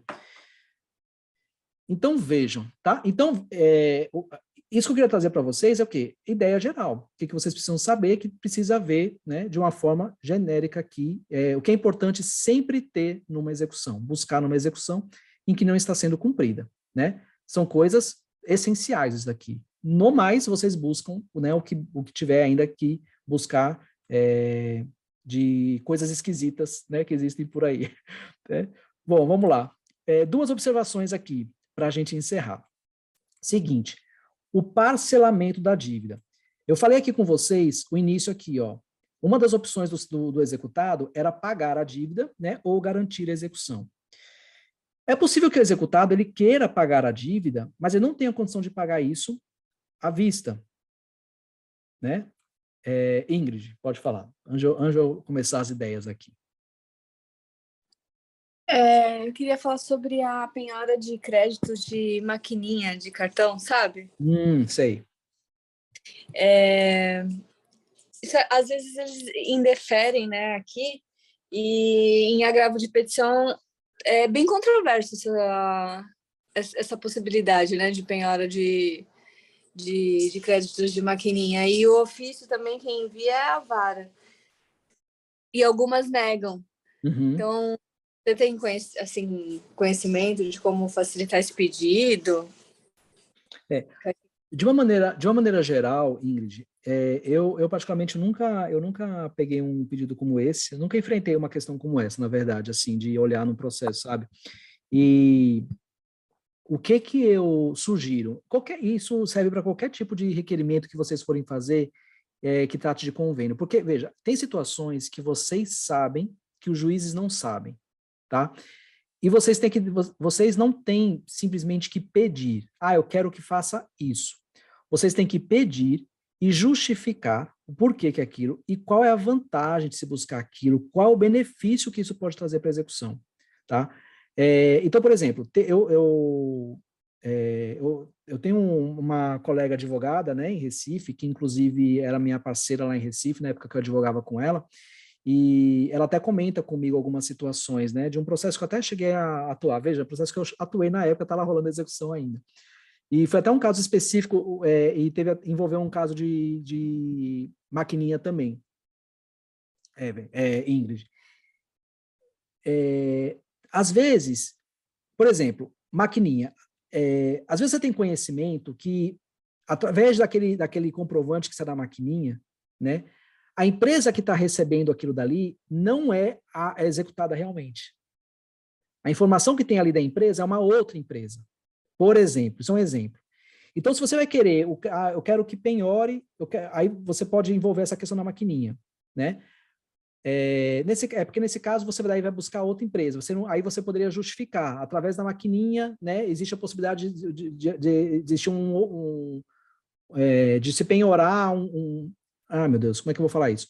De se buscar a execução junto a uma outra empresa que esteja recebendo esse crédito, que na verdade seria da outra empresa, sabe? Então, assim, o que eu quero dizer em relação a tudo isso é o seguinte: é sempre importante você trazer a situação concreta, né, para o processo e explicar o porquê que você quer aquilo, né? A questão da maquininha pode gerar divergência, o juiz pode não ver efetividade naquilo. Outro juiz que tenha tido uma outra experiência com aquilo, de repente tenha tido um benefício, né? Mas precisa entender o porquê que o juiz está indeferindo, né? E ele precisa entender o porquê que você quer aquilo também. Não é simplesmente você indicar, né? Eu quero isso. Diga o porquê que você quer, né? Nesse caso específico, você lembra qual era o objetivo da maquininha? Você lembra qual era o intuito de se buscar a penhora? Era o quê? Era a penhora da máquina? Não, penhora dos créditos. Era para oficiar as operadoras As de operadoras de crédito. cartão de crédito. Tá, as operadoras de cartão de crédito. Eu não vejo Tinha por quê. Pode falar, Ingrid, desculpa. para ver se a pessoa tinha cartão de maquininha e fazer a penhora de um percentual. Geralmente é assim que a gente pede. Uhum. E teve um caso curioso recente, que uma amiga minha, ela veio, me mandou uma mensagem, né? Ela é advogada trabalhista, ela mora em outro município. E aí ela soube que uma executada no processo dela estava vendendo marmitex aqui em Santos. E ela descobriu um panfleto com a foto da mulher. Uhum. Então, ela pediu para eu comprar um marmitex e pegar a notinha, pagar com cartão e pegar a notinha. E ela vai agora... E não saiu no nome dessa executada, que é pessoa física. Saiu no nome de uma empresa, que provavelmente deve ser dela, mas aí eu mandei o comprovante para ela e ela vai ver, né? Então, é uma coisa que, assim, geralmente comerciantes eles vão abrindo outras empresas, né? Ou trabalham com empresas em nome de terceiros, né? Não, acontece bastante. E assim, esse negócio do crédito, aí você pede para beneficiar as operadoras. Eu não vejo por que indeferir isso, para mim é bem viável, tá? E envolve uma questão maior aí, né? Que é a penhora do faturamento da empresa. Então, inclusive, isso é muito aceito, né? Então, assim, isso, querendo ou não, faz parte do faturamento da empresa. E aí você pode penhorar, né? Se estabelecer um percentual, aí, né, até 30% do faturamento, né? Então, eu não vejo por que né? Na minha opinião, pessoal, não vejo por que indeferir, Ingrid. Eu acho que dá para buscar isso. No tribunal aqui, eu nunca, sinceramente, eu nunca vi, assim, decisões que envolveu essa questão do crédito, né? Dos valores, né, cobrados através de máquina, né? Não me recordo, tá? Tá ok. É que Ok. já tive experimento e talvez seja porque não justifiquei corretamente, pode ser. Né, então, é isso que eu falo. Mas, em termos gerais, é só isso mesmo. Procure identificar e, assim, trazer para o juiz uma perspectiva melhor daquilo que vocês estão buscando, entendeu? É sempre melhor. Quando o juiz entende o que eles estão buscando, qual é a realidade do caso ali, né? O cara, Isso ele pode convencer. eram dois sócios, e aí eu já tinha feito o IDPJ, aí tinha ficado sócios, eu fiquei sabendo que um era taxista e poderia receber alguma coisa com maquininha, coisa assim. E aí, só que eu fiquei sabendo e não tinha como provar, e aí não deferiu. Ah, entendi. Mas eu falei, né? Ele podia ter pelo menos tentado ver se ele era realmente taxista. Então, deixa eu falar uma coisa para vocês. Esse negócio que geralmente apresenta assim, porque ele pode, tá? Porque ele poderia. Veja, é muito. São suposições, entendeu? Vocês têm eu que. não estava falando, não. Eu sei disso, só que eu não tinha como provar, entendeu? Aí o juiz eu supus, mas não foi isso. Entendi. Então, entendeu? Mas a partir do momento que você tudo bem. Eu vou ter que ficar caçando o homem para tirar uma foto dele dentro de um táxi. É complicado, né? Enfim, faz parte. Bom, vamos lá. Então tá bom, gente. Mas enfim, depois eu vou, mais para frente eu vou organizar uma aula para a gente falar só sobre os convênios, né, de forma mais aprofundada, e a gente também trazer ideias aqui, né, até de medidas de execução que podem ser buscadas. Né, e hoje em dia, com toda essa questão tecnológica, né, cada vez mais existem mais alternativas mesmo, né, de execução, né. Bom, vamos lá. 2 observações aqui para a gente encerrar. Primeira delas, então, em relação ao parcelamento da dívida. Como eu falei, o executado, né, ele pode querer pagar a dívida, mas simplesmente ele não tem como pagar. Ele pode fazer isso através de um parcelamento, né? Então, veja, é possível que as partes até entrem em acordo, né, nesse sentido, mas ele pode vir e pedir o parcelamento da dívida previsto no artigo 916. Em regra, gente, esse parcelamento da dívida aqui, tá? Ele não se aplica para essas execuções judiciais, tá? Isso está expresso lá no próprio artigo 916, um dos parágrafos lá. Não sei se é parágrafo 7º, tá? E ele se aplica apenas às execuções de título extrajudicial, tá? Agora, veja, em algumas situações, né, e até mesmo para poder salvar a execução e tudo, alguns juízes, eles admitem isso, né? Existe uma divergência em relação a isso, mas alguns admitem, tá? Agora, veja só, quando o executado, ele pede, aí ele tem que ser coerente. Quando ele pede o parcelamento da dívida, ele tem que agir, né, de acordo, né, com o próprio regramento sobre essa matéria, tá? Então, ele deve agir com boa fé e seguindo esse regramento. Então, ao pedir o parcelamento, ele vai reconhecer o débito, tá? Ele vai, no momento de pedir, tem que depositar os 30% desse débito, é pressuposto para fazer esse pedido, tá? Então, veja, vocês já sabem que existe a discussão quanto ao cabimento desse instituto, mas vai pedir, façam como a regra manda, né? Reconhece, paga os 30%, não vai ficar esperando o juiz despachar para depositar as próximas parcelas, se de repente o juiz demorar para despachar, vai depositando as parcelas vincendas, tá? Vai depositando, né? E não inventa depois de ficar pedindo no meio lá, pedir embargos de execução, porque não pode, né? Você está renunciando ao direito de opor embargos de execução. A partir do momento em que você pede o parcelamento da dívida, você está reconhecendo o débito, você está renunciando ao direito de discutir qualquer outra coisa em execução. E aí tem que seguir, né, todo o regramento certinho aqui, tá? Eu já vi uma execução uma vez, né? Eu acho eu acho que o parcelamento às vezes é a melhor forma, né? Se o executado quer fazer, né? E claro, né, não está na lei, mas eu até coloquei aqui, ó, é importante você que vai pedir o parcelamento, pede para intimar o exequente para ele se manifestar sobre isso. Né? Alguns exequentes não aceitam, mas alguns aceitam, tá? Então pede para ele poder intimar, porque mostra sua boa fé, ó, intima o exequente, vê se ele concorda, se ele concordar, beleza, tá? Bom, enfim, eu já vi uma execução em que o executado, ele pediu o parcelamento, o juiz indeferiu, eu não me lembro se o exequente se manifestou, né? Mas o juiz indeferiu, e ficou lá. Ele pagou 60%, chegou no outro mês ele pagou outra parcela, né? E a vara tentando executar ele não conseguia executar de nenhum. Aí depois ele foi lá e pagou a segunda parcela, depois pagou a terceira, até pagar a última. Quando ele pagou a sexta parcela, pronto, deu fim à execução. E a vara ficou lá tentando executar ele, né? Então não seria muito melhor já ter deferido esse negócio, né? Mas enfim. Minha garganta ficou seca aqui, gente. Tá? Então, saibam disso, tá?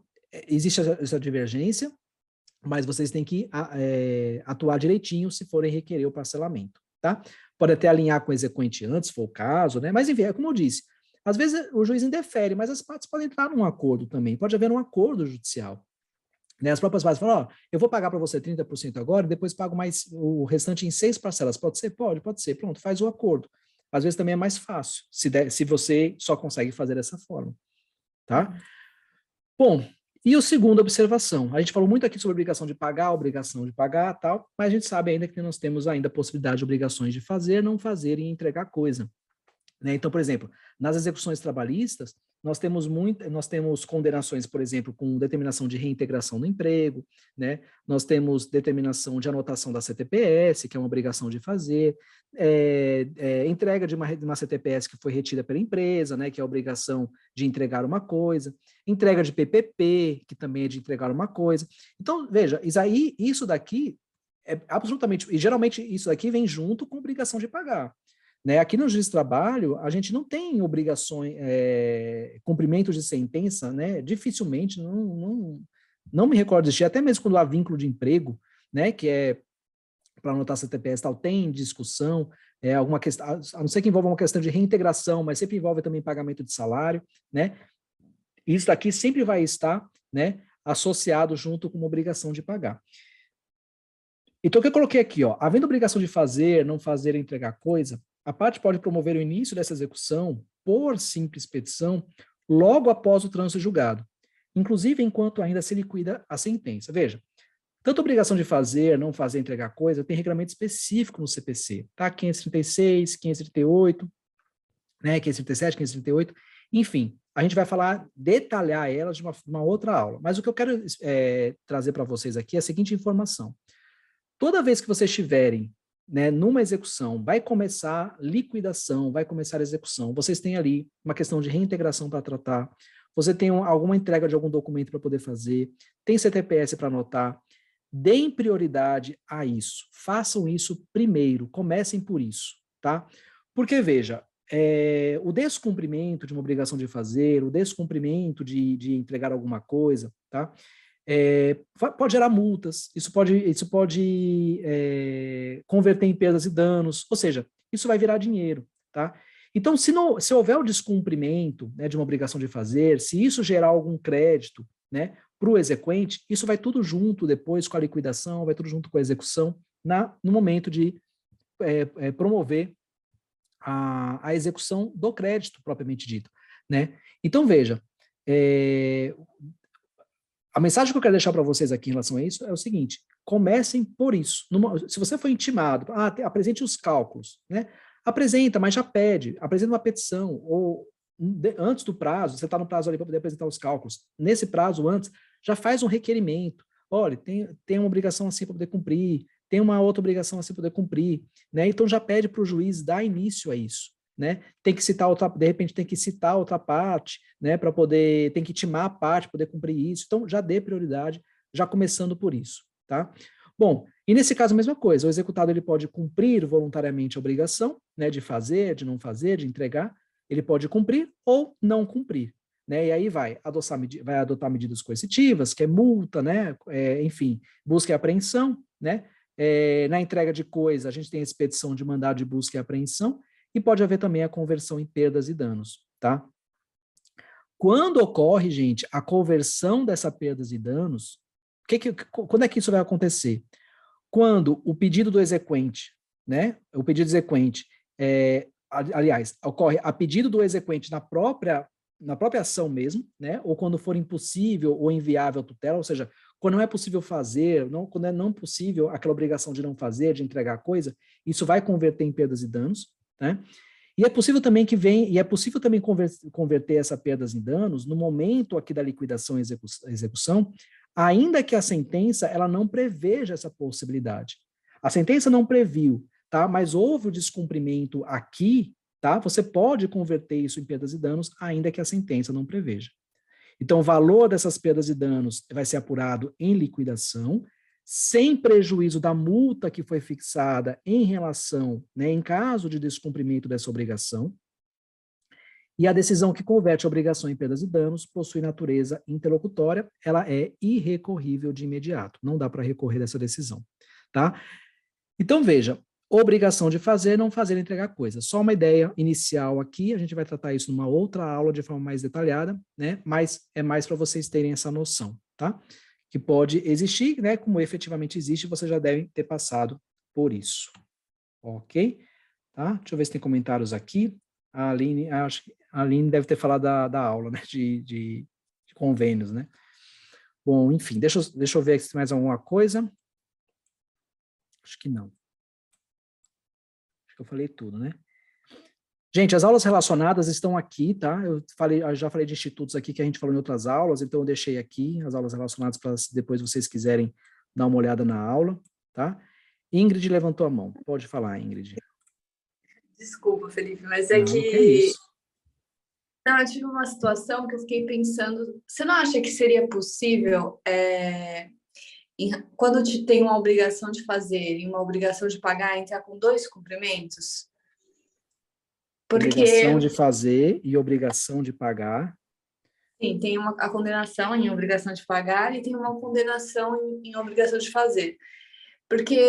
E aí entrar com 2 cumprimentos, um da obrigação de fazer e um da obrigação de pagar, porque dá uma confusão, às vezes, por causa da multa, e aí atrasa a obrigação de pagar, entendeu? Uhum. E eu tive um caso recente que eu já tinha iniciado o cumprimento de sentença da obrigação de pagar, e aí a ré, no meio da fase de liquidação, ela descumpriu a obrigação de fazer que ela estava cumprindo.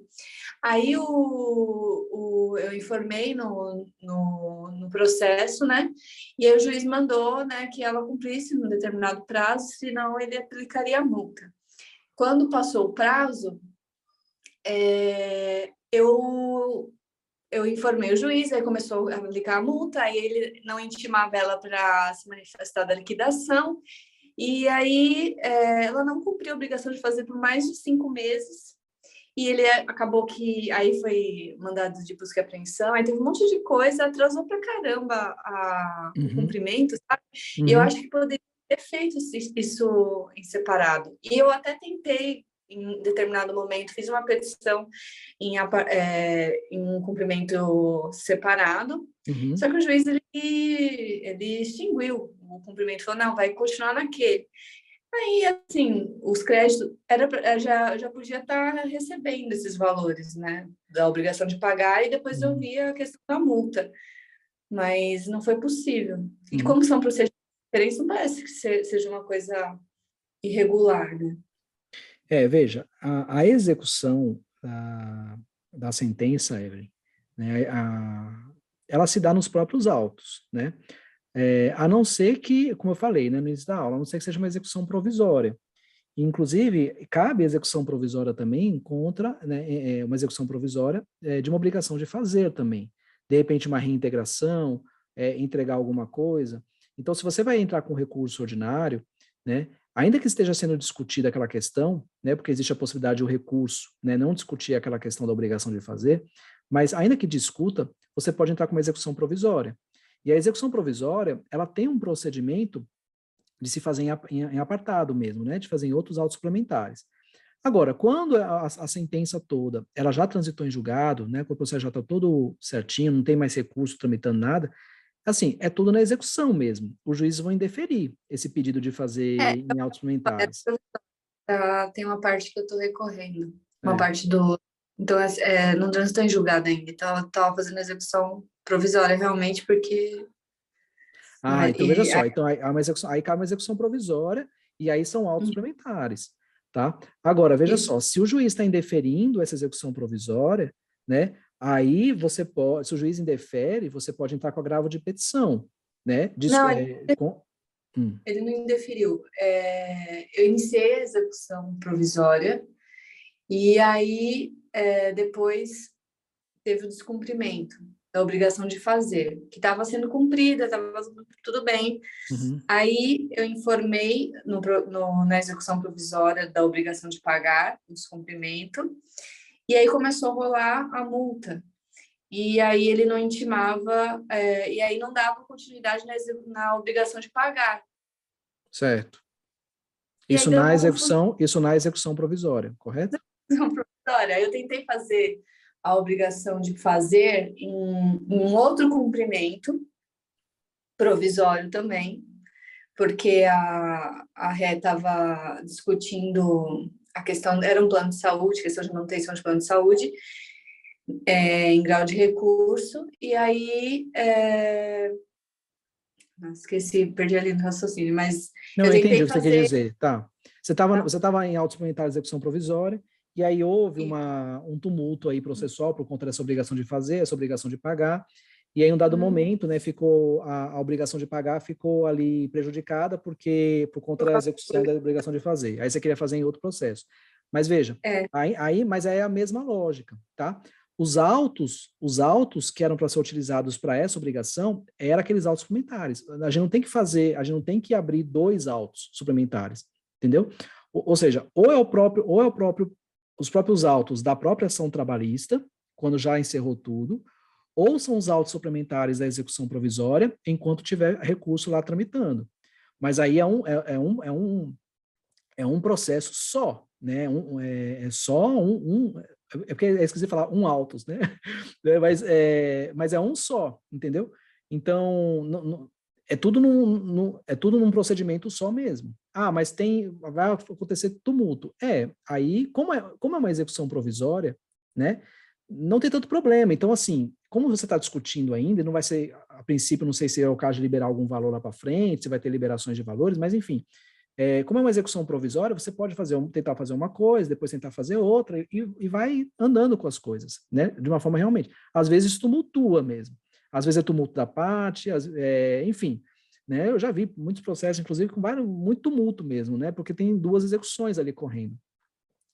Por isso, mas faz parte do jogo mesmo isso, sabe, Evelyn? Acontece, né? É por isso que eu falei, quando tem uma obrigação de fazer, é melhor tentar começar por ela e tentar resolver, né? Porque geralmente a obrigação de fazer resolve logo, né? É uma reintegração, entregar alguma coisa, geralmente resolve logo, né? E depois começa a execução, né? Propriamente dita. Eu conversei com alguns colegas e aí eu fico pensando, são procedimentos pelo CPC diferentes, né? Uhum. Então, ser procedimentos diferentes, assim, instaurado em autos diferentes, mas não, mas não, é problema que não tem previsão para isso, né? É tudo na mesma execução mesmo, é no mesmo processo mesmo, né? Infelizmente. Acontece mesmo de ter esse tumulto, mas aí tem que tentar se organizar de uma forma, mas não tem jeito. Aí faz parte mesmo.